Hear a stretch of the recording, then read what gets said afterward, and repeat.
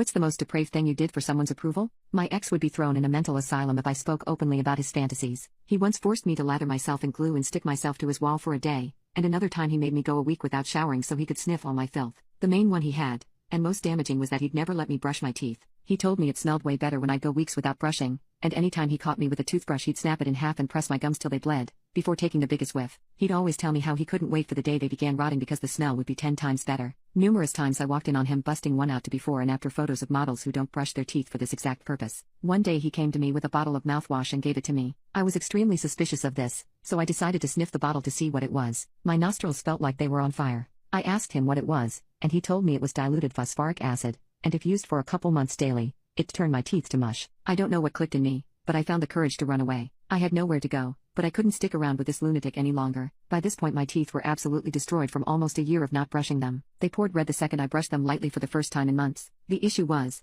they had started to rot slightly and were completely yellow. No amount of brushing was doing the trick, so I went to the dentist because I couldn't stand the sight or smell of my teeth anymore. The dentist was genuinely shocked when he saw my teeth, and said he had only seen smokers or people who hadn't brushed their teeth all their lives with teeth that bad. Since I wasn't either of that, he asked me why I had neglected my teeth so much. I was too embarrassed to tell him that I was dating an abusive person, so I quickly changed the subject to ask him how he could fix my teeth. He said I'd have to keep coming in for treatments like fillings, and if my teeth were worse he'd have to resort to tooth extraction. My heart dropped when he said that. I seriously wished I hadn't dated that son of a bitch. He literally ruined my life, and the worst part was there was nothing I could do to get back at him. But then it hit me that fixing my teeth would make that bastard crazy. I mean, he freaked the second he caught me touching a toothbrush. I told the doctor to go ahead with whatever he needed to do, but quickly asked if there was a way to prevent tooth extraction. He said that in between treatments I'd have to properly brush, and preferably use a toothpaste with xylitol and hydroxyapatite. He said he'd been recommending ORL toothpaste to his patients since it had those ingredients and could whiten teeth and help my teeth. Luckily he had some in his office, so after my filling procedure he gave me a bottle of the ORL toothpaste.